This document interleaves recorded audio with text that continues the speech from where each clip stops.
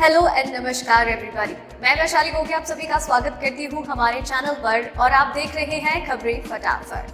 दोस्तों, आपके दिन की शुरुआत करते हैं दिन भर की ताज़ा तरीन गर्मा गर्म खबरों के साथ। आप तो जानते ही हैं कि हाल फिलहाल में कोरोना वायरस वैक्सीन काफी ज्यादा मायने रखती है। ब्रिटेन में वैक्सीनेशन की प्रक्रिया शुरू हो गई है, तो साथ ही में 2 लोगों ने वैक्सीन से होने वाले एलर्जिक रिएक्शन की शिकायत की है। इसी के साथ ही हमारे देश में भी वैक्सीनेशन की प्रक्रिया को शुरू करने की जो बातें हो रही है वो यूपी सरकार ने उस पर अमल करना शुरू कर दिया है। इसी के साथ ही LAC पर भी तनाव जारी है, हाई अलर्ट पर है और पाकिस्तानी सेना को उन्होंने पूरे अलर्ट मोड पर रखा है। इसके अलावा किसान आंदोलन एक बार फिर से पूरा जोर पकड़ता हुआ नजर आ रहा है और 14 दिसंबर को किसान कुछ बड़ा करने का प्लान कर रहे हैं। और ये प्लानिंग क्या है और क्या कुछ और दूसरी खबरें हैं और क्या दूसरी जानकारियां हैं वो हम आपको आगे इस वीडियो में बताएंगे, तो आप वीडियो के साथ एंड तक जरूर बने रहिएगा। इसी के साथ ही चलिए एक नजर डालते हैं सुर्खियों की ओर। 15,000 से कम कमाने वालों को मोदी सरकार का तोहफा, अब खाते में पहुंचेगी ज्यादा सैलरी। LOC पर भारत की चौकसी से दहशत में पाकिस्तान, सदा रहा है सर्जिकल स्ट्राइक का डर। किसान आंदोलन होगा तेज, दिल्ली आने वाली सड़कें बंद करने की चेतावनी। 14 दिसंबर को देश भर में प्रदर्शन होंगे। फाइजर की वैक्सीन लेने से यूके में 2 बीमार, किसी तरह की एलर्जी है तो इससे दूर रहें। योगी सरकार ने शुरू की कोरोना वैक्सीन लगाने की तैयारी, जानिए पहले किसे लगेगा टीका। इंडिया वर्सेस ऑस्ट्रेलिया, 17 दिसंबर से टेस्ट सीरीज का आगाज, जाने कहां और किस समय खेला जाएगा मैच। मोदी सरकार का बड़ा तोहफा, अब फ्री वाईफाई के लिए हो जाएं तैयार।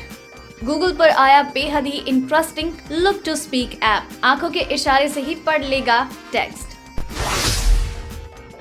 जी हाँ दोस्तों, ऐसी और भी कई खबरें और अपडेट्स हैं जिनके बारे में सबसे सही और सटीक जानकारी हम आपको आगे इस वीडियो में देंगे। आप इस वीडियो के साथ एंड तक बने रहिएगा। इसी के साथ ही आपको ये भी बता दूं कि इस वीडियो को बनाने में मुझे बड़ी मेहनत लगती है और आप भी उतनी मेहनत, प्यार और सब्र के साथ इस वीडियो को एंड तक देखते हैं, उस बात का हम तहे दिल से शुक्रिया अदा करते हैं। आप अपना ये प्यार और सपोर्ट हमारे साथ यूं ही बरकरार रखिएगा। बाकी दूसरी खबरों और अपडेट्स के लिए चैनल को सब्सक्राइब कर लीजिएगा। इसी के साथ ही जब आप वीडियो को देखकर इसे लाइक और शेयर करते हैं, ये मोटिवेशन का एक तरीका है, तो आप इसी तरीके से हमें मोटिवेट करते रहिए। अब खबरों की ओर बढ़ते हैं। देश में कोरोना वायरस की रफ्तार अब धीमी पड़ने लगी है। स्वास्थ्य मंत्रालय की ओर से जारी आंकड़ों के अनुसार पिछले 24 घंटे में कोविड-19 संक्रमण के 31,521 नए मामले सामने आए हैं, जबकि 412 लोगों की मौत हुई है। नए केस सामने आने के बाद देश में अब तक कोरोना संक्रमित मरीजों की कुल संख्या 97,67,371 हो गई। देश में अब तक 92,53,306 लोग रिकवर हो चुके हैं, जबकि इस समय 3,72,293 एक्टिव केस हैं। चलिए बढ़ते हैं अगली खबर की ओर। कम आय वाले लोगों के लिए मोदी सरकार ने एक तोहफा दिया है। आत्मनिर्भर भारत रोजगार योजना ABRY के तहत सरकार ने कहा है कि 1 अक्टूबर 2020 से 30 जून 2021 तक कंपनियों और अन्य इकाइयों द्वारा रखे जाने वाले नए कर्मचारियों के लिए 2 साल तक रिटायरमेंट फंड में अंशदान देगी। सरकार की तरफ से ये फंड कर्मचारी और नियोक्ता की तरफ से होगा। इसका मतलब ये है कि तय अवधि के बीच कम सैलरी पर नई नियुक्ति पर सरकार अब कर्मचारी का 12% और नियोक्ता का 12% भविष्य निधि कोष EPF का बोझ खुद उठाएगी। सरकार के इस फैसले से हर महीने 15,000 रुपए या इससे कम सैलरी पाने वाले कर्मचारियों को फायदा होगा। इसके दायरे में सिर्फ वही कर्मचारी होंगे जो 1 अक्टूबर 2020 से पहले किसी कर्मचारी भविष्य निधि संगठन से संबद्ध संस्थान में नौकरी नहीं कर रहे थे और अब उनके पास यूनिवर्सल अकाउंट नहीं है। चलिए बढ़ते हैं अगली खबर की ओर। भारत के खिलाफ पाकिस्तानी सेना LOC पर हाई अलर्ट पर है और पाकिस्तान दहशत में आ गया है। पाकिस्तानी मीडिया के अनुसार पाक सेना को डर है कि भारत फिर कोई सर्जिकल स्ट्राइक या एयर स्ट्राइक कर सकता है। इस आशंका के बाद पाकिस्तानी सेना को हाई अलर्ट कर दिया गया है। पाकिस्तानी मीडिया का दावा है कि भारत अपने आंतरिक मुद्दों से ध्यान हटाने के लिए पाक के खिलाफ कोई कार्यवाही कर सकता है। पाकिस्तानी मीडिया के अनुसार पाकिस्तान ने भारत से सटी LOC पर तैनात अपनी सेना को हाई अलर्ट पर कर दिया है। चलिए बढ़ते हैं अगली खबर की ओर। कृषि सुधार कानूनों को लेकर दिल्ली की अलग अलग सीमाओं पर प्रदर्शन कर रहे किसानों के आंदोलन का आज 15वां दिन है। कल किसानों ने केंद्र सरकार की ओर से भेजे गए प्रस्ताव को खारिज कर दिया। अब कृषि कानून पर केंद्र और किसानों का टकराव और बढ़ गया है। किसानों ने 12 दिसंबर से दिल्ली की घेराबंदी बढ़ाने का ऐलान किया। साथ ही किसान नेताओं का कहना है कि वो शनिवार को जयपुर दिल्ली और दिल्ली आगरा एक्सप्रेसवे को बंद करेंगे तथा आंदोलन को तेज करते हुए 14 दिसंबर को राष्ट्रव्यापी प्रदर्शन करेंगे। किसानों ने बताया कि 14 दिसंबर को पूरे देश में जिला मुख्यालयों पर धरना प्रदर्शन होगा। दिल्ली के आसपास के राज्यों में धरने होंगे। चलिए बढ़ते हैं अगली खबर की ओर। कोरोना महामारी से बचाव के लिए वैक्सीन का इंतजार जल्द ही खत्म होने वाला है। केंद्र सरकार ने जहां सभी राज्यों को इसके स्टोरेज और लगाने की रूपरेखा तैयार करने को कहा है, वहीं उत्तर प्रदेश की योगी सरकार ने इसके लिए कमर कस ली है। यूपी में कोरोना वैक्सीनेशन की तैयारियां अंतिम चरण में है। सबसे पहले जिन्हें वैक्सीन लगाई जाएगी उनमें डॉक्टर्स और पैरामेडिकल स्टाफ शामिल है। इसके लिए शासन की तरफ से सभी जिलों के CMO को निर्देश दिया गया है कि सभी सरकारी और गैर सरकारी अस्पतालों के डॉक्टर्स और पैरामेडिकल स्टाफ की सूची तैयार कर भेजी जाए। इसी सूची के आधार पर टीकाकरण अभियान की शुरुआत होगी। चलिए बढ़ते हैं अगली खबर की ओर। ब्रिटेन और रूस ने अपने देश में कोरोना के खिलाफ मास वैक्सीनेशन शुरू कर दिया है। इसी बीच ब्रिटेन में फाइजर की कोरोना वायरस वैक्सीन लगने से 2 लोगों की तबीयत खराब हो गई। ये दोनों शख्स स्वास्थ्य कर्मी बताए जा रहे हैं और मिली जानकारी के अनुसार वैक्सीन लेने के 24 घंटे के भीतर ही इन दोनों की तबीयत बिगड़ गई। इन दोनों के बीमार होने के बाद आनन फानन में ब्रिटेन की नेशनल हेल्थ सर्विस को चेतावनी जारी करनी पड़ी। फाइजर ने भारत में भी वैक्सीनेशन के लिए सरकार से अनुमति मांगी है। ब्रिटेन की नेशनल हेल्थ सर्विस ने बताया है कि दोनों को वैक्सीन के कारण एलर्जिक रिएक्शन हुआ है। दोस्तों, खबरों का सिलसिला खत्म नहीं हुआ है। खबरें अभी और भी बाकी हैं और वो भी कई महत्वपूर्ण खबरें।